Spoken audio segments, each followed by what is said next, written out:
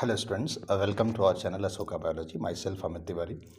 NCERT example series में हमारा नया chapter breathing and exchange of gases. इसमें पहला question, respiration in insect called direct because. Insect में जो रिस्पिरेशन है वो डायरेक्ट होता है, क्यों? ऐसा क्यों होता है? तो tissue exchange O2 CO2 directly with the air in the tube, ठीक है. Tissue exchange O2 CO2 directly with the coelomic fluid. Tissue exchange O2 CO2 directly with the air outside through the body surface. Okay. And last, hemosil. देखिए यहाँ पे A answer होगा क्योंकि air and tube exchange करते हैं directly. आपने tracheal tube, tracheoles, स्पाइरकल्स ये सब पढ़ा होगा. यहाँ पे डायरेक्ट एक्सचेंज की बात करते हैं, ठीक है. इससे ज़्यादा यहाँ जानने की ज़रूरत नहीं है, बट फिर भी अगर आपको समय मिले तो इंटरनेट से जाके इसके डायग्राम को एक बार ज़रूर देख लेना चाहिए. It is important and it also in syllabus. Question number 2. Regarding the function of our respiratory system, mark करिए wrong entry. देखिए यहाँ पे ना तो बात कर रहे हैं कंडक्टिंग की, ना बात कर रहे हैं रिस्पिरेटरी वाले की. तो कहीं ना कहीं मतलब आगे जो सेकेंड पार्ट होता है, तो कंडक्टिंग और रिस्पिरेटरी दो पार्ट होता है जहाँ पे एक्सचेंज पार्ट होता है, जहाँ पे एक्सचेंज होता है. तो एक्सचेंज पार्ट की बात नहीं कर रहे हैं, ना ही कंडक्टिंग की पार्ट की बात, दोनों की बात कर रहे हैं. तो इसमें तो हमारे लिए आसान हो जाता है. Humidify the air, warms up the air. और डिफ्यूजन कहाँ होगा? एक्सचेंज पार्ट में. यही आंसर करने का मन करता है. Clean up the air. देखिए ये फॉरेन पार्टिकल को अलग करता है, लेकिन क्लीन करने की बात नहीं है. तो यही आंसर हो जाएगा. इसमें कंफ्यूज मत होइएगा प्लीज.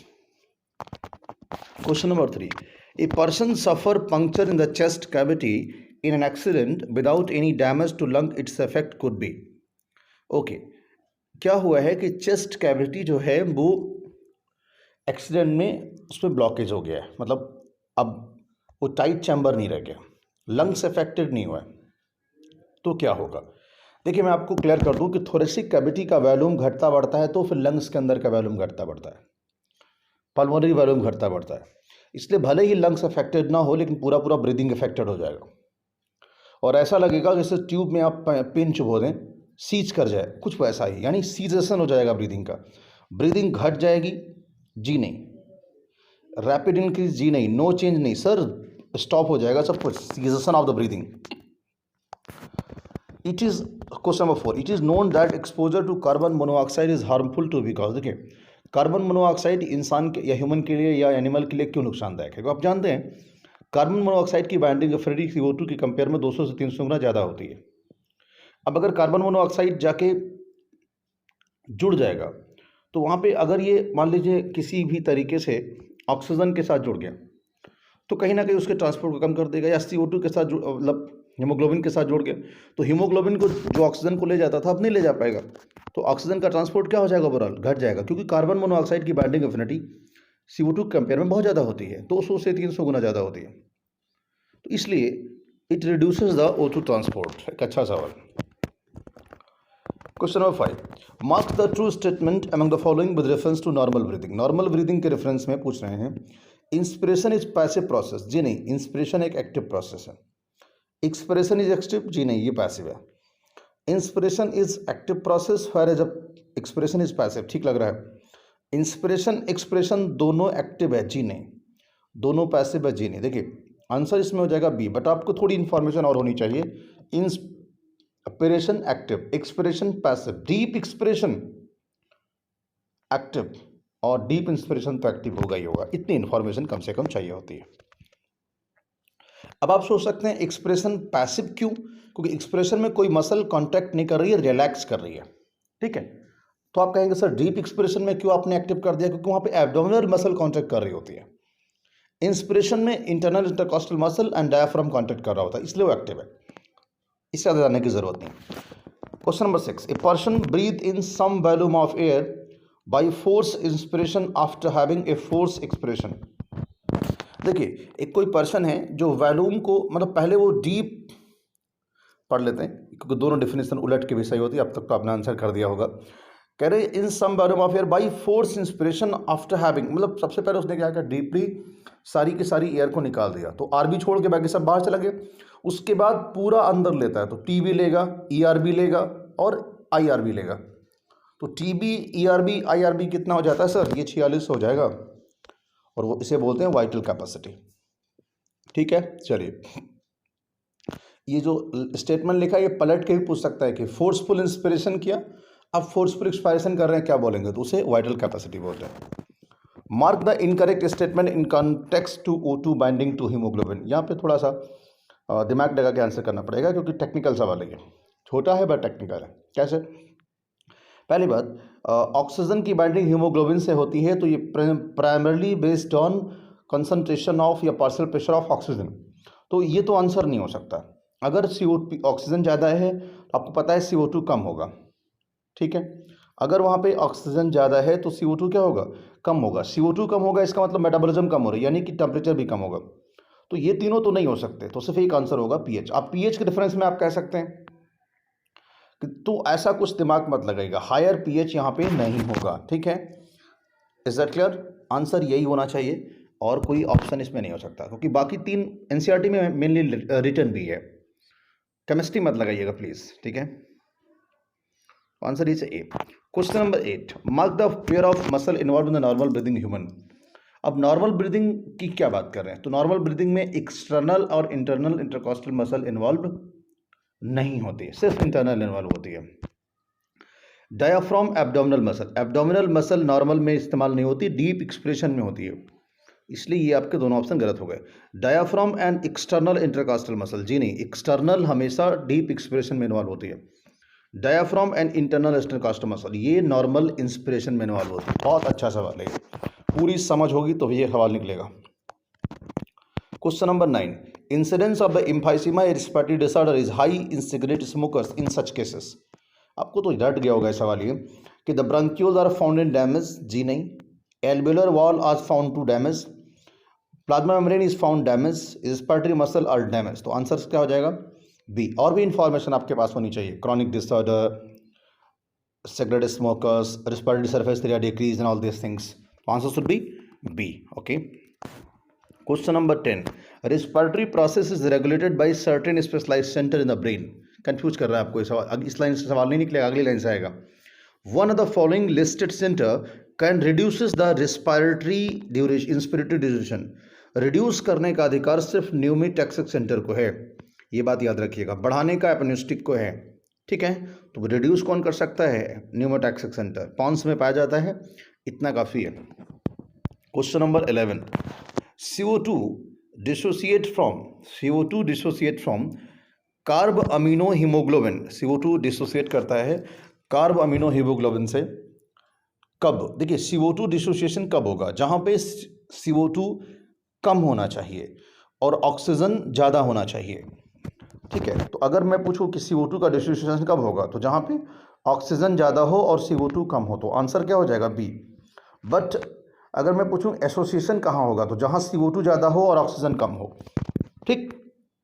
तो दोनों याद रखिएगा। अगर मैं यहाँ पे एक सवाल आपसे और पूछूं कि ऑक्सीजन का डिसोसिएशन कहाँ होगा, जहाँ CO2 ज़्यादा हो और ऑक्सीजन कम हो। ऑक्सीजन का एसोसिएशन कहाँ हो, जहाँ ऑक्सीजन ज़्यादा हो और CO2 कम हो। ये सारी सवाल आपको क्लियर होने चाहिए। एक लाइन में अगर मैं बोलूँ कि इसको कैसे करें, तो एसोसिएशन वहाँ होता है जहाँ चीज़ें ज़्यादा होती हैं और डिसोसिएशन वहाँ होता है जहाँ कम होता है।